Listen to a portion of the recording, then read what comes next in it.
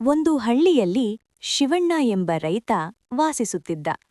ಅವನು ತುಂಬಾ ಪರಿಶ್ರಮಿ, ಆದರೆ ಅವನಿಗೆ ಸ್ವಲ್ಪ ತಾಳ್ಮೆ ಕಡಿಮೆ. ಅವನು ಯಾವ ಕೆಲಸ ಮಾಡಿದರೂ ತಕ್ಷಣ ಫಲ ಸಿಗಬೇಕು ಎಂದುಕೊಳ್ಳುತ್ತಿದ್ದ. ಒಂದು ದಿನ ಅವನು ಮಾರುಕಟ್ಟೆಗೆ ಹೋಗಿ ವಿಶೇಷವಾದ ಬೀಜಗಳನ್ನು ಖರೀದಿಸಿದನು. ಅಂಗಡಿಯವನು ಹೇಳಿದ, ಇವು ಅತ್ಯುತ್ತಮ ಬೀಜಗಳು, ಆದರೆ ನಿಧಾನವಾಗಿ ಬೆಳೆಯುತ್ತವೆ, ಸಹನೆಯಿಂದ ನೋಡಿಕೊಳ್ಳಬೇಕು. ಶಿವಣ್ಣ ಮನೆಗೆ ಬಂದು ಅವನ್ನು ತನ್ನ ಹೊಲದಲ್ಲಿ ಬಿತ್ತಿದನು.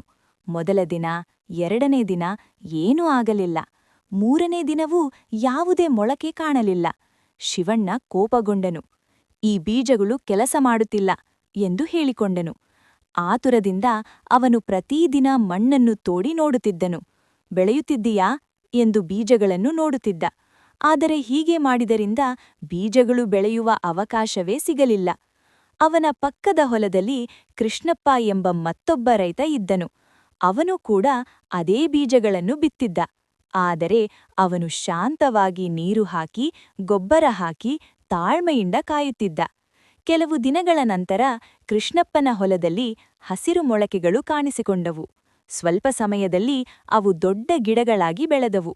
ಆದರೆ ಶಿವಣ್ಣನ ಹೊಲ ಖಾಲಿಯಾಗಿಯೇ ಉಳಿಯಿತು.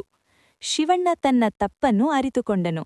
ನಾನು ತಾಳ್ಮೆಯಿರಲಿಲ್ಲ, ಅದರಿಂದಲೇ ನಾನು ಸೋತೇನೋ ಎಂದು ವಿಷಾದಪಟ್ಟನು. ಆ ದಿನದಿಂದ ಅವನು ಸಹನೆಯಿಂದ ಕೆಲಸ ಮಾಡಲು ಕಲಿತನು. ಮುಂದಿನ ವರ್ಷ ಅವನು ಶ್ರದ್ಧೆಯಿಂದ ಕೃಷಿ ಮಾಡಿ ಉತ್ತಮ ಫಲ ಪಡೆದನು. ನೀತಿ: ತಾಳ್ಮೆ ಮತ್ತು ಪರಿಶ್ರಮ ಇದ್ದರೆ ಯಶಸ್ಸು ಖಚಿತ.